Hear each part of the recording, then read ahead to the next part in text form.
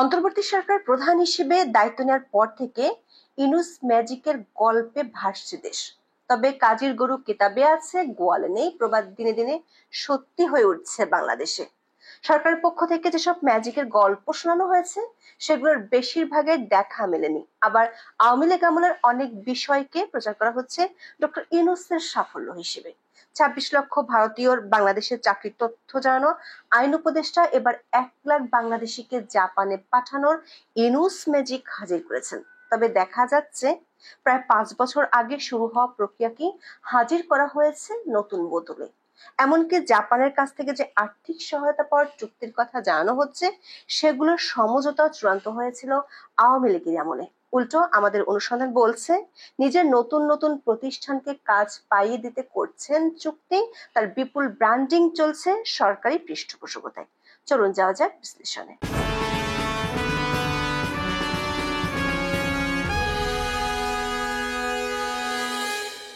৪ দিনের সফরে ২৮ মে জাপান যান প্রধান উপদেষ্টা ডক্টর মোহাম্মদ ইউনূস। এই সফরকে জাপানের সঙ্গে ঘনিষ্ঠতার মাইল ফলক হিসেবে প্রচার করছে সরকার। সফরের আগে বাংলাদেশের পররাষ্ট্র মন্ত্রণালয় জানায় বিনিয়োগ, জ্বালানি ও প্রযুক্তি খাতে সহযোগিতার ৭টি সমঝোতা স্মারক সই হতে পারে। আসবে বিপুল জাপানি সহায়তা। সরকারি সংবাদ সংস্থা বাসুস ছেপেছে বিশাল প্রতিবেদন। এতে বলা হয় ডক্টর ইউনূসের ৩৬০ ডিগ্রি কূটনীতি বদলে যাচ্ছে বাংলাদেশের বিশ্ব সংযোগ। প্রতিবেদনে গত প্রায় ১০ মাসে প্রধান উপদেষ্টার একের পর এক বিদেশ সফরের বর্ণনা দিয়ে একে বিশাল সাফল্য হিসেবে তুলে ধরা হয়েছে। এমনকি ইউনূসের ব্যক্তিগত ৩.০ মডেলের ব্র্যান্ডিং কেও দেখানো হয়েছে সরকারের সাফল্য হিসেবে। তবে এসব সফরে বাংলাদেশের প্রাপ্তি কি তার কোনো বিবরণ বাসুস দেয়নি। দ্বিপাক্ষিক সফরে স্বাভাবিক রীতিকে বাসুস দেখছে ইউনূস কারিশমা হিসেবে। জাপান সফরের কথা উল্লেখ করে প্রতিবেদনে বলা হয় টোকিওতে তাকে দেওয়া হবে লাল গালিচা সংবর্ধনা এবং গার্ড অব অনার।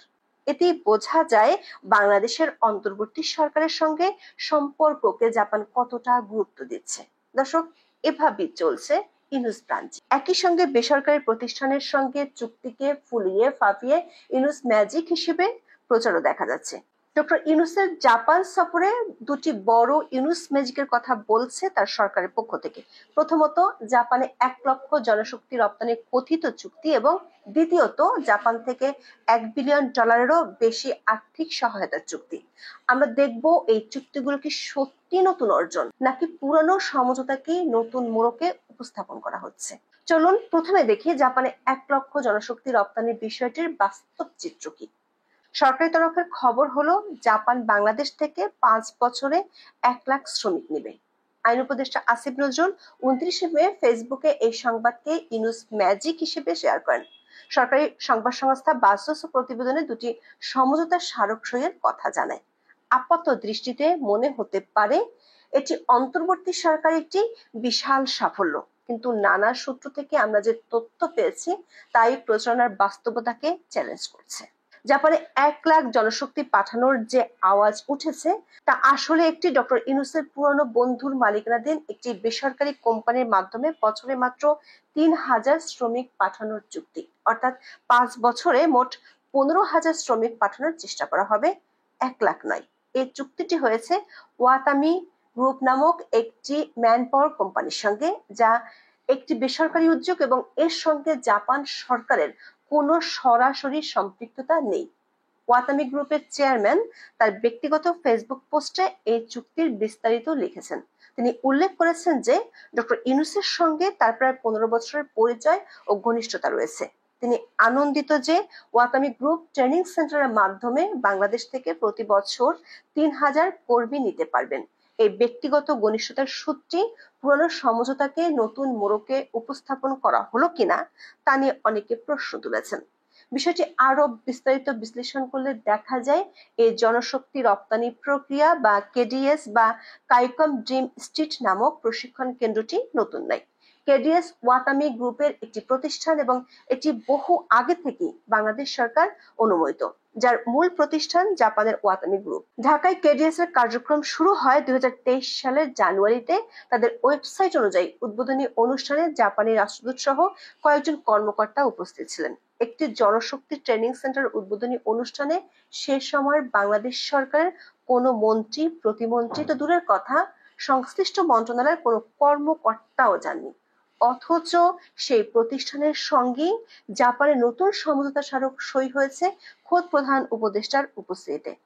আর একে ইনুস ম্যাজিক হিসেবে প্রচার করছেন আইন উপদেষ্টা আসিফ নজরুল।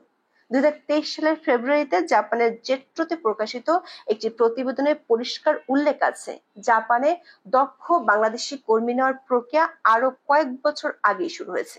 এটি জোরদার করতেই বাংলাদেশি কেডিএস কাজ শুরু করেছে। কেডিএস প্রথম ব্যাচের প্রশিক্ষণ শুরু করে 2023 সালের মার্চে এবং বাংলাদেশিদের প্রথম ব্যাচ জাপানে যায় 2023 সালের সেপ্টেম্বরে। অর্থাৎ অন্তর্বর্তী সরকার আসার অনেক আগে থেকেই এই প্রক্রিয়া চলমান। বিগত শেখ হাসিনা সরকার আমলে সম্পাদিত চুক্তি অনুযায়ী বাংলাদেশ থেকে বিনা খরচে 3,61,400 দক্ষ কর্মী নেওয়ার কথা ছিল জাপানের। এ নিয়ে জাপান ও বাংলাদেশের মধ্যে বেশ কয়েক দফায় বৈঠক হয়েছে। কিছু লোক জাপান নিয়েছেও পাইলট প্রজেক্ট হিসেবে। মূলত 14টি ক্যাটাগরিতে জাপান বাংলাদেশ থেকে দক্ষ শ্রমিক নেবে যারা জাপানি ভাষা জানেন। এ বিষয়ে 2019 সালের 12 সেপ্টেম্বর দৈনিক প্রথম আলোতে খবর প্রকাশিত হয়। প্রবাসী কল্যাণ ও বৈদেশিক কর্মসংস্থান মন্ত্রণালয়ের অধীন Bangladesh overseas employment and services limited বা বোয়েসেল থেকে পাওয়া তথ্যে দেখা যাচ্ছে, পাইলট স্কিমের অধীনে জাপানে যাবার জন্য বোয়েসেল 9 জন কর্মীকে চূড়ান্তভাবে নির্বাচন করেছে। নির্বাচন করার আগে পরীক্ষার্থীরা লিখিত, ব্যবহারিক ও মৌখিক পরীক্ষাও দিয়েছেন। প্রকল্পটি চলমান আছে 2017 সাল থেকে। ডক্টর ইউনূস যেটি করছেন সেটি হলো কেবল একটি পুরানো বেসরকারি চুক্তিকে 1 লক্ষ শ্রমিকের চুক্তি হিসেবে ফুলিয়ে ফাঁপিয়ে ইনুস ম্যাজিক হিসেবে প্রচার করা হচ্ছে। প্রশ্ন হলো, ডক্টর ইউনূস তাহলে নতুন কি ম্যাজিক দেখালেন? ম্যাজিক একটা আছে, সেটি গোপন ম্যাজিক। মাত্র 2 মাস আগে গ্রামীণ এমপ্লয়মেন্ট সার্ভিস লিমিটেড নামে একটি নাম সর্বস্ব প্রতিষ্ঠানকে জনশক্তি রপ্তানির লাইসেন্স দেওয়ার অনুমতি দেয় ডক্টর ইউনূসের উপদেষ্টা পরিষদ। এই প্রতিষ্ঠান ডক্টর ইউনূসের প্রতিষ্ঠান গ্রামীণের সিস্টার অর্গানাইজেশন, যার এমডি হলেন ডক্টর ইউনূসের খুব কাছের লোক ডক্টর নজরুল হক। ডক্টর ইউনূসের সরকার এমন একটি প্রতিষ্ঠানকে জনশক্তি রপ্তানির অনুমতি দিয়েছে যারা এখনো একটি ওয়েবসাইটও খুলতে পারেনি। সূত্রগুলো বলছে এই প্রতিষ্ঠানকে কাজ পাইয়ে দিতে পুরনো চুক্তিকে নতুন আদলে করেছে ডক্টর ইউনূস। দর্শক, এবার আসা যাক দ্বিতীয় বড় ইউনূস ম্যাজিক, অর্থাৎ জাপান থেকে $1.063 বিলিয়ন ঋণ সহায়তার চুক্তির কথায়। প্রধান উপদেষ্টার প্রেস সচিবের বরাতে দেশের প্রতিটি সংবাদ মাধ্যম এই সংবাদটি গুরুত্ব দিয়ে প্রকাশ করে। বলা হয়, এই অর্থ অর্থনৈতিক সংস্কার, জলবায়ু সহনশীলতা এবং রেলপথ উন্নয়নের জন্য পাওয়া যাবে। অন্তর্বর্তী সরকার এই সহায়তা পাওয়ার বিষয়টিকে বড় ধরনের সাফল্য হিসেবে তুলে ধরেছিল। কিন্তু এখানেও আমাদের অনুসন্ধান শুভঙ্করের ফাঁকি খুঁজে পেয়েছে। জয়দেবপুর ঈশ্বরদী রেলপথ উন্নয়নে জাপানি সহায়তার বিষয়টি অন্তর্বর্তী সরকার আসার অনেক আগে, অর্থাৎ আরো বেশ কয়েক বছর আগে চূড়ান্ত হয়েছিল। দৈনিক বণিক বার্তার 2023 সালের 7 জুলাই একটি প্রতিবেদন অনুযায়ী জয়দেবপুর ঈশ্বরদী রেলপথ ডাবল লাইনে উন্নতিকরণের এই প্রকল্পটি 2018 সালে আওয়ামী লীগ সরকার অনুমোদন করে। তখন নির্মাণ ব্যয় ধরা হয়েছিল প্রায় 14,250 কোটি টাকা। প্রথমে এই প্রকল্পে চীন অর্থায়ন করার কথা ছিল, কিন্তু নানা জটিলতায় চীন 2022 সালে অর্থায়ন থেকে সরে দাঁড়ায়। তখনকার প্রধানমন্ত্রীর কার্যালয় থেকে প্রকল্প ব্যয় কমানোর নির্দেশনা দেওয়ার পরিপ্রেক্ষিতে চীন অর্থায়ন থেকে সরে যায়। এরপর জাপানের জাইকার অর্থায়নে প্রকল্প বাস্তবায়নের সিদ্ধান্ত চূড়ান্ত হয়। বাংলাদেশ রেলওয়ে ও জাইকার যৌথ উদ্যোগে প্রস্তুতিমূলক জরিপের চূড়ান্ত খসড়া প্রতিবেদনও তৈরি করা হয়েছিল। সুতরাং জাইকার অর্থায়নে এই রেলপথ প্রকল্পের বিষয়টি ডক্টর ইউনূস প্রধান উপদেষ্টা হওয়ার অনেক আগে থেকেই চূড়ান্ত ছিল। দর্শক, এখানে স্পষ্ট শেখ হাসিনার সময়কার চূড়ান্ত সমঝোতার কাগজে এখন স্রেফ সই করে জাদুকর বনে যাচ্ছেন ডক্টর মোহাম্মদ ইউনূস। একইভাবে অর্থনৈতিক সংস্কার ও জলবায়ু সহনশীলতা বাড়াতে জাপানি সহায়তার প্রতিশ্রুতিও নতুন নয়। জাইকা এই বিষয়ে পর্যালোচনাপত্র 2023 সালের মার্চে চূড়ান্ত করেছিল। বিশ্বব্যাংক ও জাপানের যৌথ উদ্যোগে জলবায়ু সহনশীল অবকাঠামো উন্নয়ন প্রকল্প সহায়তা শুরু হয় 2023 সালে। 2024 সালের 16 আগস্ট প্রকাশিত বিশ্বব্যাংকের একটি নিবন্ধ থেকেও জানা গেছে, বাংলাদেশে বিশ্বব্যাংকের দুর্যোগ ঝুঁকি ব্যবস্থাপনা কার্যক্রমে জাপানের অনুদান সহায়তা এবং প্রযুক্তিগত সহায়তা 2023 সাল থেকেই চলমান। কিছু প্রকল্পের নকশা চূড়ান্ত হয়েছে এবং বাস্তবায়ন 2024 সালের শেষের দিকে শুরু হবে বলেও সেই নিবন্ধে উল্লেখ আছে। এর মানে হলো, ডক্টর ইউনূসের প্রেস উইং দাবি করছে যে বিশাল জাপানি সহায়তার প্রতিশ্রুতি বা চুক্তিগুলোর কথা, সেগুলো নতুন কোনো অর্জন নয়, এগুলো সবই আগের সরকারের সময় শুরু হওয়া বা চূড়ান্ত হওয়ার প্রক্রিয়া। দর্শক, জাপানের এই দুটি উদাহরণ আসলে একটি বৃহত্তর প্রচারণার অংশ বলে আমাদের অনুসন্ধান তুলে ধরেছে। অন্তর্বর্তী সরকার এবং এর সমর্থকেরা নিয়মিত বিরতিতে এমন ম্যাজিক আমাদের দেখাচ্ছেন। ক্ষমতা আসার পরপরই যুক্তরাষ্ট্র সফরের সময় ম্যাজিকের গল্পে ভেসে গিয়েছিল দেশ। গল্পে গল্পে বইতে শুরু করেছিল ডলারের বন্যা। সরকার ও বিভিন্ন সংবাদ মাধ্যম জানায়, সহায়তা দিতে হুমড়ি খেয়ে পড়েছে বিভিন্ন দেশ ও আন্তর্জাতিক সংস্থা। যুক্তরাষ্ট্রের প্রেসিডেন্ট জো বাইডেন, কানাডার প্রধানমন্ত্রী জাস্টিন ট্রুডো, বিশ্বব্যাংক প্রেসিডেন্ট অজয় বাঙ্গা, IMF প্রধান ক্রিস্টালিনা জর্জিয়েভা, চীনের পররাষ্ট্রমন্ত্রী ওয়াং উই সহ বিশ্বের বহু নেতা বাংলাদেশকে সহায়তা দিতে চান। ক্ষমতার 1 মাস পার না হতেই $13.5 বিলিয়ন ঋণ সহায়তার আশ্বাস পাওয়ার কথা জানা গিয়েছিল। তবে সেই সহায়তার দেখা মেলেনি 10 মাসে। উল্টো আওয়ামী লীগের সময় IMF এর কাছ থেকে পাওয়া ঋণের কিস্তি ছাড় করাতেই হিমশিম খাচ্ছে ইউনূস সরকার। ডক্টর ইউনূসের সুইজারল্যান্ড যাত্রার আগে অনেক আশার কথা শোনানো হয়েছিল, কিন্তু সেখান থেকে ফিরে আসার পর দেশটি বাংলাদেশকে অর্থ সহায়তা বন্ধ করে দেয়। 1,80,000 রোহিঙ্গাকে 1 বছরের মধ্যে ফেরত পাঠানোর কথা ছিল, উল্টো এখন প্রতিদিনই আসছে রোহিঙ্গারা।